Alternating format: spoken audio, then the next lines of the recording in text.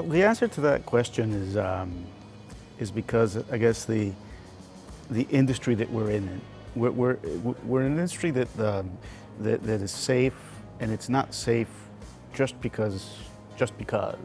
It's safe because we take advantage and we take the opportunity of any event to learn and enhance and make our system better.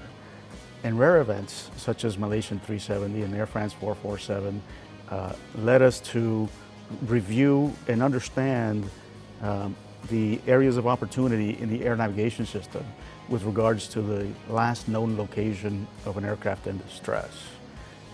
And as a result of that review of our provisions, our standards and recommended practices, we did identify areas of opportunity, and that's why ICAO embarked in the tracking standard.